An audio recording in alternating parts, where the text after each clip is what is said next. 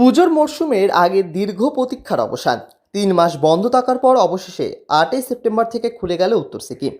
Lachung, Yumthang valley ও zero পয়েন্টের মতো জনপ্রিয় পর্যটন কেন্দ্র ঘুরে দেখার সুযোগ মিলছে ভ্রমণ পিপাসুদের।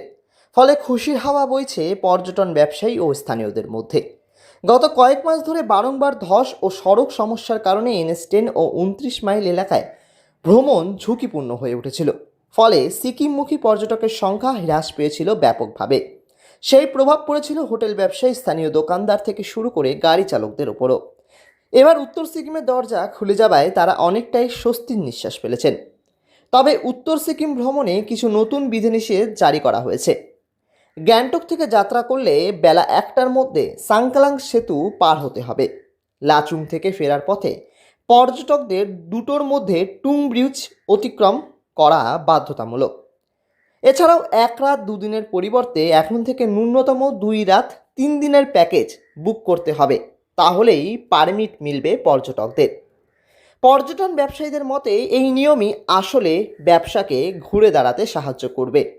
দীর্ঘ সময় ভ্রমণ করলে পর্যটকরাও আরও ভালোভাবে জায়গাগুলি উপভোগ করতে পারবেন, আর ব্যবসায়ীদেরও আয় বাড়বে।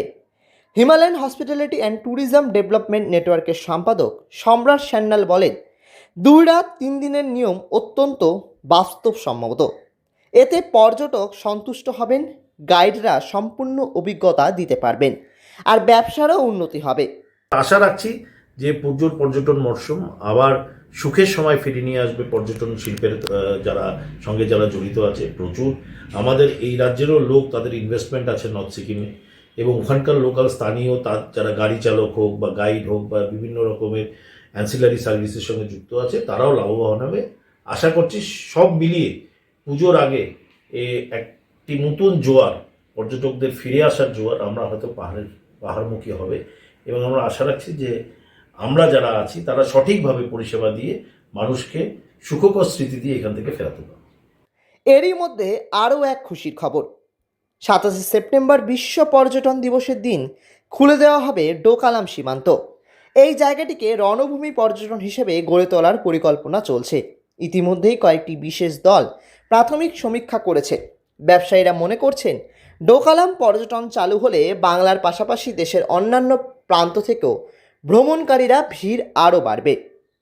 পর্যটন ব্যবসায়ী দেবাশিস চক্রবর্তী জানান, লাচুং, ইউমথানের মতো জনপ্রিয় জায়গার সঙ্গে যদি ডোকালামও পর্যটনের জন্য খুলে যায়, তাহলে উত্তর সিকিম এক নতুন পর্যটন কেন্দ্র হিসেবে গড়ে উঠবে। প্রভূত সাড়া আমরা পাচ্ছি, এবং আমরা এটাকে মনে করছি যে সেটা শুধুমাত্র ডোকালাম আগামী দিনে সিকিমের ক্ষেত্রে এবং বেঙ্গলের ট্যুরিজমের ক্ষেত্রেও কিন্তু এটা একটা মাইলস্টোন হতে চলেছে।